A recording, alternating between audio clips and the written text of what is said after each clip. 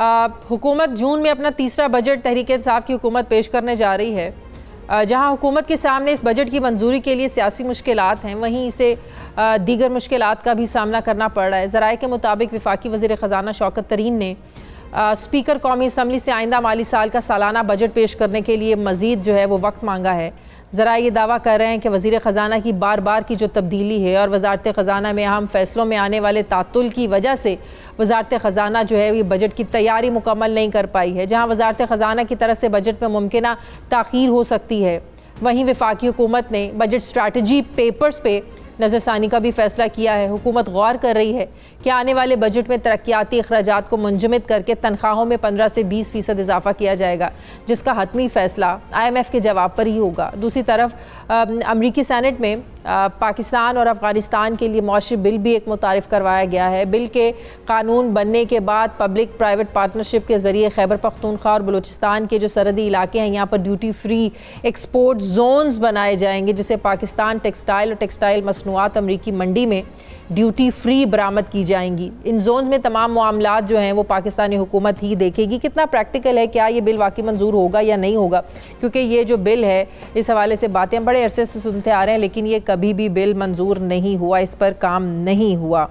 मैं बात करूँगी, मुझे ज्वाइन कर रहे हैं माहिर मौशियात डॉक्टर इशफाक हसन साहब। अस्सलाम वालेकुम, बहुत बहुत शुक्रिया डॉक्टर साहब आपका। डॉक्टर साहब, ये तो हम जानते हैं कि ज़ाहिर है जब एक वज़ीर ख़जाना बार बार बदलेंगे तो आपके जो मामलात हैं वो डिस्टर्ब तो होंगे। अब जो वज़ीर ख़जाना है कह रहे हैं कि इन्हें वक्त दिया जाए बजट की मज़ीद तैयारी के लिए। कहा जा रहा था कि जून के पहले दूसरे हफ्ते में बजट पेश किया जाएगा। सर, कोई फ़र्क पड़ेगा अगर 2-3 हफ्ते बजट लेट हो जाता है? देखिए, बात यह है कि वज़ीर ख़जाना तो बजट नहीं बनाते हैं। बजट तो मिनिस्ट्री ऑफ फाइनेंस में जो डिफरेंट विंग्स हैं, बजट विंग है, एक्सटर्नल फाइनेंस विंग है, ये लोग बना तो लेते हैं। वज़ीर ख़जाना का काम होता है कि चूँकि वो टीम के लीडर होते हैं, तो अगर उनके जहन में कोई चीज़ है तो वो फिर अपनी डायरेक्शन देते हैं। तो मेरा ख्याल है कि मैं तो ये सुन रहा था कि कोई 11 जून को बजट आना है, तो अभी काफ़ी सफिशेंट टाइम है। 11 जून और आज हम 20 तारीख में हैं, तो 3 हफ्ते से भी ज़्यादा हमारे पास टाइम है। तो मेरे ख्याल में नोइंग मिनिस्ट्री ऑफ फाइनेंस वो कर लेंगे तैयारी। अगर 11 तक आ जाए, 11-12 जून तक, तो ठीक है बिल्कुल। देखिए, क्योंकि हमें फिर टाइम भी देना पड़ता है ना पार्लियामेंट में। बजट इजलास भी तो है ना, वो भी तो 3 हफ्तों तक जारी रहता है। एग्जैक्टली है, और ये it has to be completed before 30 June. तो इसलिए क्योंकि 1 जुलाई से हमारा नया माली साल शुरू होगा ना। तो मेरा ख्याल है कि अगर 11 जून को डॉक्टर साहब, आपको भी पता है शौकत तरीन साहब ने जब चार्ज संभाला उन्होंने बड़े बुनियादी कुछ इश्यूज जिनकी तरफ तवज्जो दिलाई, लेकिन जाहिर है एक असल जो एक बड़ा इम्तिहान तो इस वक्त उनके लिए बजट है। लेकिन पिछले 1.5 साल से आपको पता है पूरी दुनिया की तरह पाकिस्तान भी कोविड की जद में है और इकॉनमी पर ज़ाहिर है फ़र्क पड़े पिछले साल की तरह इस साल भी। तो क्या मौजूदा हालात में लेकर हम कह सकते हैं, जो हम एक हमेशा एक रिवायती सी टर्म इस्तेमाल करते हैं, अवाम दोस्त बजट, मौजूदा हालात में हम एक्सपेक्ट कर सकते हैं कि नए वज़ीर ख़जाना एक अवाम दोस्त बजट बना सकें? देखिए मैडम, बात यह है कि कई चीज़ें हैं। जब भी कोई मुल्क IMF के प्रोग्राम में होता है तो उसके लिए बजट मेकिंग एक्सरसाइज जो है बड़ा चैलेंजिंग टास्क होता है। उसकी वजह यह है कि IMF के प्रोग्राम में रहने की वजह से आपका इंटरेस्ट पेमेंट बहुत तेज़ी से बढ़ता है, क्योंकि IMF प्रोग्राम में होता है कि बस इंटरेस्ट रेट को बढ़ाएं। जैसे हम 6% से उठाकर 13.25% पे ले गए थे, तो बहुत नुकसान पहुंचाया, हमारी इंटरेस्ट पेमेंट बहुत ज़्यादा बढ़ गया। तो आप इस तरीके से देखें कि 2017-18 में कोई 1500 बिलियन हमारा इंटरेस्ट पेमेंट हुआ करता था, वो बढ़ के 19-20 में 2900 बिलियन से ज़्यादा हो गया। और अब ये जो माली साल जब ख़त्म हो रहा है तो ये मेरे ख्याल में 3100 बिलियन से ज़्यादा हो जाएगा।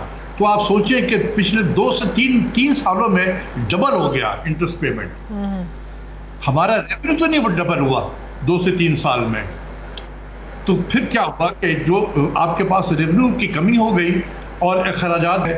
अब बजट मेकिंग एक्सरसाइज जो है वो इतना डिफ़िकल्ट इसलिए हो गया कि सबसे बड़ा आइटम आपके पास जो है बजट में वो है interest payment. which is influenced by the एक और बड़ी प्रॉब्लम है, हुकूमत टारगेट्स इतने हाई सेट कर लेती है जिनको बाद में अचीव करने में बड़ा ही जो है ना वो मुश्किलात होती है। अब हुकूमत ये कोशिश कर रही है कि टैक्स नेट में ताजिरों को एक मरतबा फिर से लाने की कोशिश की जाए। लास्ट ईयर भी आपको पता था एक रिलैक्सेशन दी गई थी कोरोना की वजह से, हम अपना टैक्स रेवेन्यू टारगेट जो था वो अचीव नहीं कर सके थे।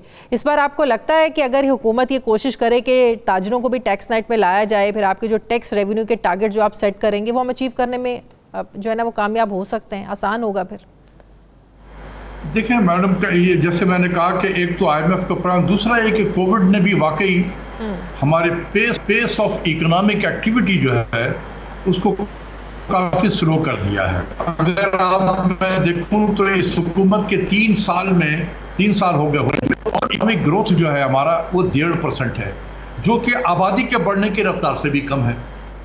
तो इसका मतलब ये है कि ये इकोनॉमी बाय डेफिनेशन बहुत स्लो हो गई है, इसको बूस्ट देने की ज़रूरत है।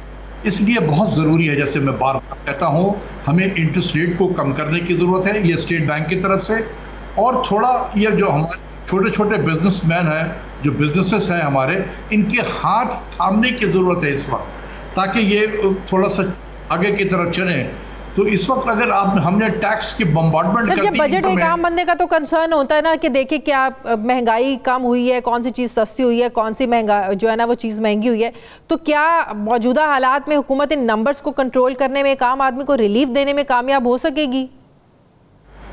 देखिए, वही हुकूमत सक्सेसफुल हो सकती है, ये हिस्टोरिकली मैं बता रहा हूँ और एम्पिरिकल एविडेंस के बेस पे बता रहा हूँ, जिसने गंदुम की कीमत को कंट्रोल कर दिया। सही। जब गंदुम की कीमत, ये मैं आपको बता रहा हूँ सीक्रेट, अगर जिस हुकूमत ने गंदुम की कीमत को कंट्रोल कर लिया, वो हुकूमत आपके इन्फ्लेशन को कम करने में कामयाब होगी। क्योंकि हम जैसे मुल्क में, ख़ासकर पाकिस्तान में, फूड इन्फ्लेशन सबसे बड़ा एक मसला बन गया है। और फूड इन्फ्लेशन कहाँ से उसको बूस्ट मिलता है? आटे की कीमत से। जब आटे की कीमत बढ़ेगी, तमाम फूड आइटम्स की कीमत बढ़ जाती है। तो इसलिए कितने सक्सेसफुल होगी ये हुकूमत, वो डिपेंड करता है कि वो किस तरीके से गंदम की कीमत को मैनेज करती हो। देखिए, इसीलिए मैं बार बार, इससे पहले भी आपके प्रोग्राम में कहा था कि जब भी किसी हुकूमत को गिराना हो या उसको अनपॉपुलर करना हो, गंदम और चीनी की कीमत बढ़ाई जाती है।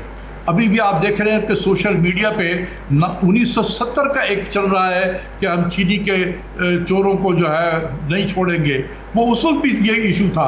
अयूब खान के ज़माने में कोई 8 आने के करीब चीनी की कीमत, ये 4 आने के चीनी की कीमत पर किलो वो बढ़ गया था। उसकी वजह से देखें उनको हटना पड़ा। तो ये एक रवायत सी बन गई है कि किसी को तंग करना, हुकूमत को उनको गिराना हो तो आटे और चीनी की कीमत कम किया जाए।